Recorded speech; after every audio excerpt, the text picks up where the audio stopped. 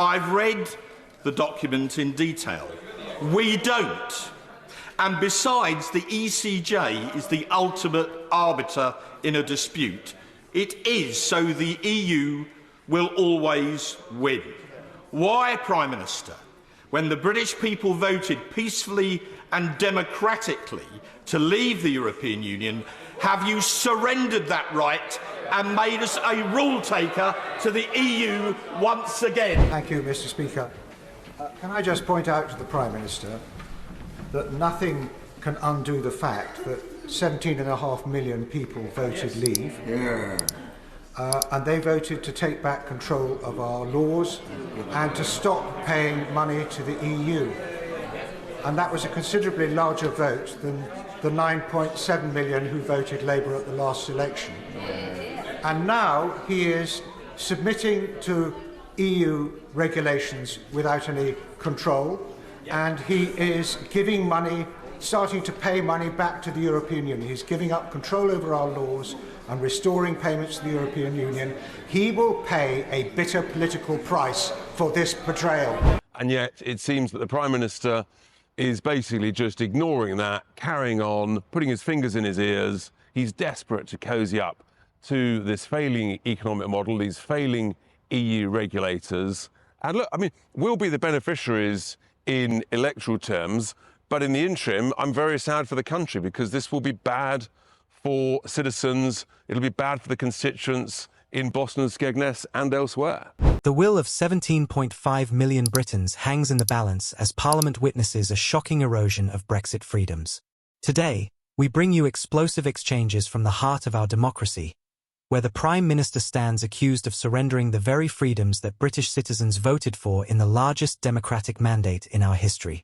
In a heated parliamentary session that has sent shockwaves through Westminster, the Prime Minister faced relentless questioning over what critics are calling a bitter betrayal of Brexit Britain, a deal that appears to hand back control to Brussels through the back door.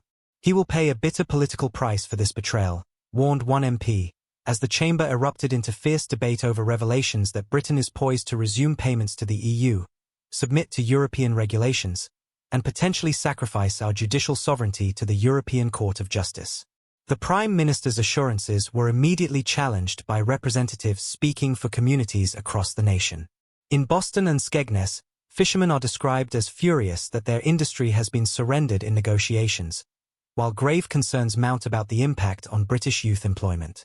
Most alarming for patriots who cherish our hard-won independence is the spectre of dynamic alignment, a mechanism that critics warn transforms Britain into an automatic rule-taker from Brussels, potentially undermining the democratic decision made by 17.5 million Britons who voted to take back control of our laws, our borders, and our money.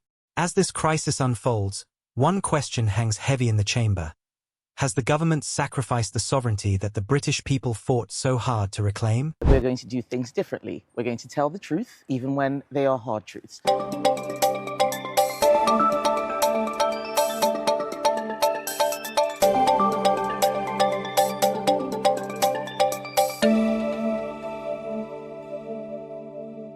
Sir Bernard.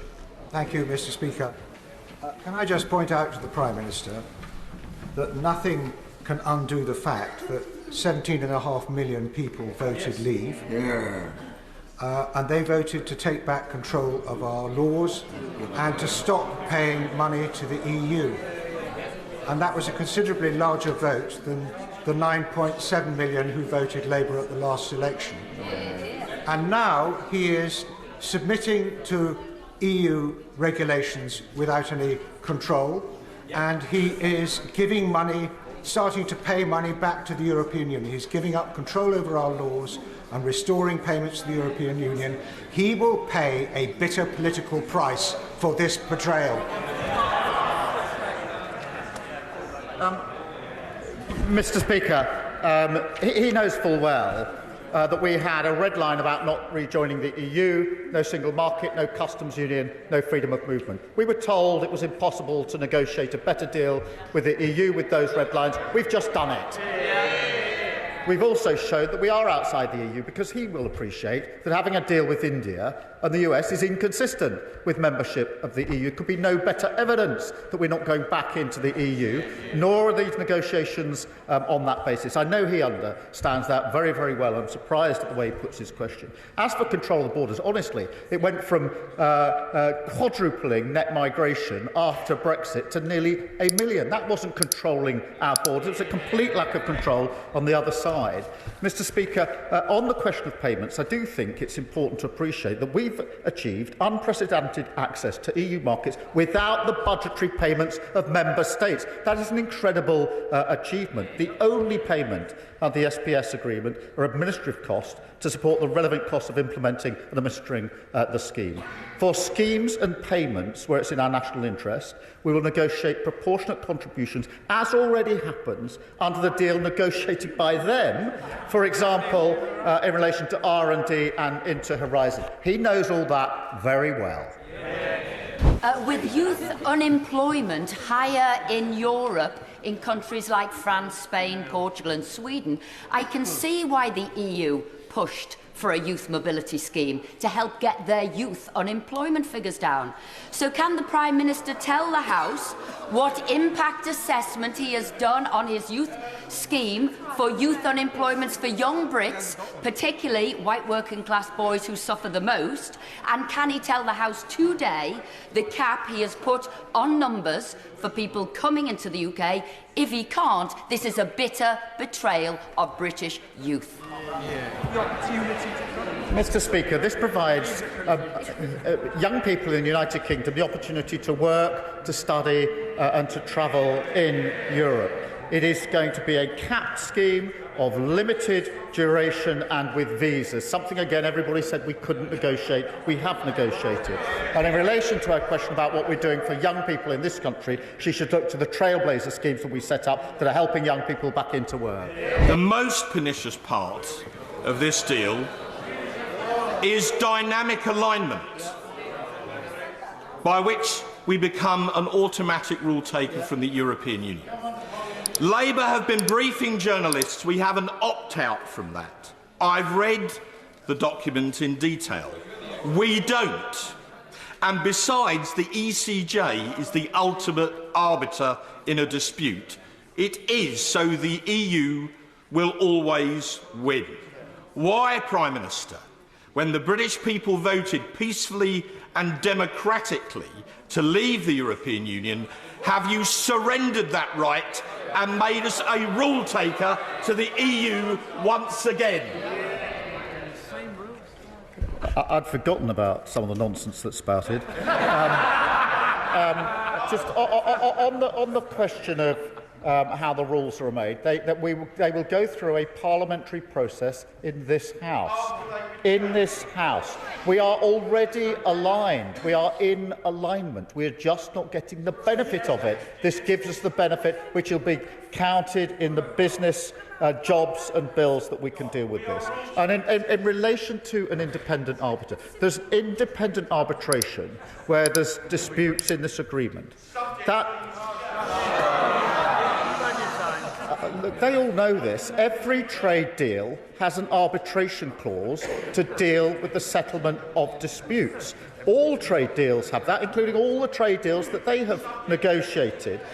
On the question of the ECJ, if there's an issue of European law that needs to be referred by the independent arbitrators to the court, they then give a ruling on the interpretation. It passes back to the arbitrators to make the final decision. That is how trade deals work. But I do understand their new policy. Their new policy is against any trade deals. That's never been the Conservative Party policy before, but it's good that we've got clarity now. Richard Tice. Thank you, Mr. Speaker. In Boston and Skegness, my fishermen are furious that the Prime Minister has surrendered the fishing industry, and my constituents are furious that you've surrendered on freedom of movement and on rule-taking under the ECJ. But there is good news, Mr. Prime Minister.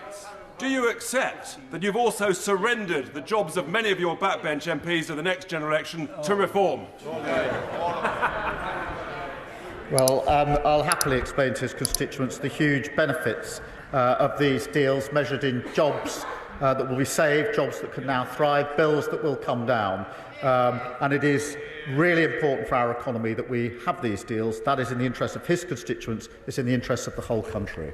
Madam Deputy Speaker, will the Prime Minister admit to the British people that this deal takes this country back under the jurisdiction of the European Court of Justice, which is now able once again to overrule our courts, surrendering our judicial sovereignty? No, I mean, that's just wrong under the agreement. There's an independent arbitration. It's the same, it's the same as the Windsor framework, which you negotiated.